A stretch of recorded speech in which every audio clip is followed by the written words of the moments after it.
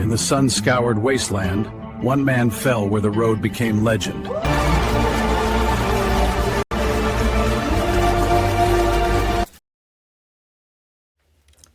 Hello everyone, today I'm very happy to give this presentation about the rebels of Devil's Highway and the rebels today.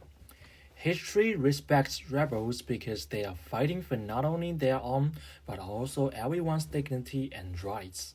From the workers in Devil's Highway who are dehumanized to the modern voices against injustice, they are all courageous rebels igniting the same enduring flame in our society. Seeking jobs and a hopeful future for their families, the Welton 26 plan to walk across the border to find jobs in America. However, both the Mexican and the American governments dehumanize them by reducing them to problems, and border patrols even refer to them as objects. Today's rebels, like celebrities, advocate for Palestine in public. Their actions have won widespread support from all walks of the life across society. Harsh and cruel, the desert treats everything with its silence and hate. It destroys the man's bodies and humanity, dehumanizing them as empty vessels of flesh. Today, social media and streaming platforms empower today's rebels by giving them public visibility for political dissent. We'll talk about this aspect in detail later. Ironically, only after death do the men become valuable. All groups rush to claim them to take credit for the work. In today's society, the New York Times yielded to the collective vow of the rebels who have refused to contribute to the page. In the Devil's Highway, Weah unveils the tragedy of the Welton 26 walking across the border for jobs in America. Fighting for a brighter future, they are rebels but are dehumanized to frighten other immigrants from crossing the border. However, today's rebels advocate for Palestine without fear of pressure.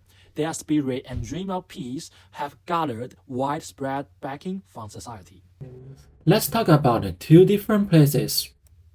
Eternal, neutral, and unforgiving, the desert in the Devil's Highway strips the lives of all creatures equally, eliminating and destroying the man's minds and bodies. Fantastic, popular, and influential, today's stage and social streaming serve as powerful platform to empower rebels to voice. They were aliens before they ever crossed the line in the book. Facing the vulnerable environment, no one can truly handle it. Driving away the man's identities, histories, and dreams, the desert only leaves exhaustion and thirst. Their process of death is divided into three parts.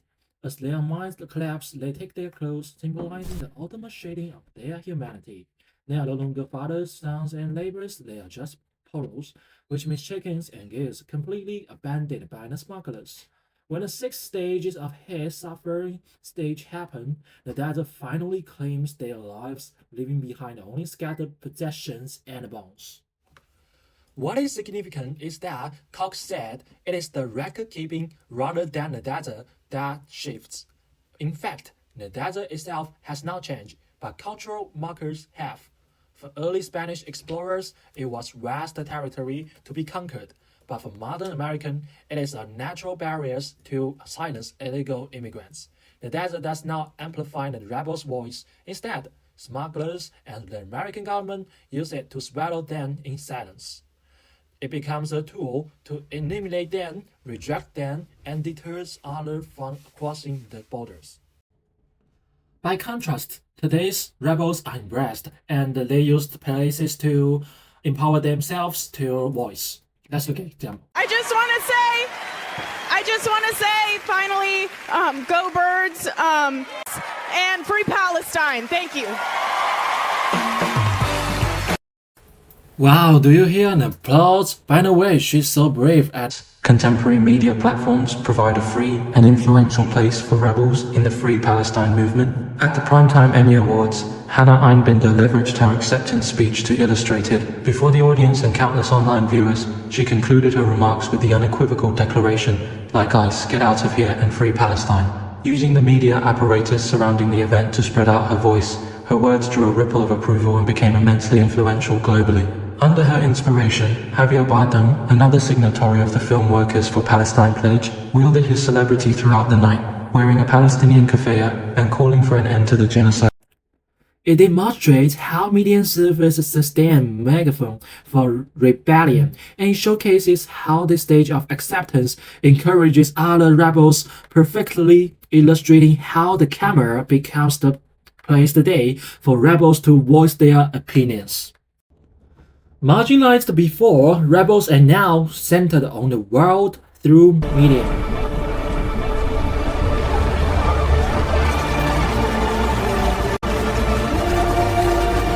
So I made a form here to make a comparison.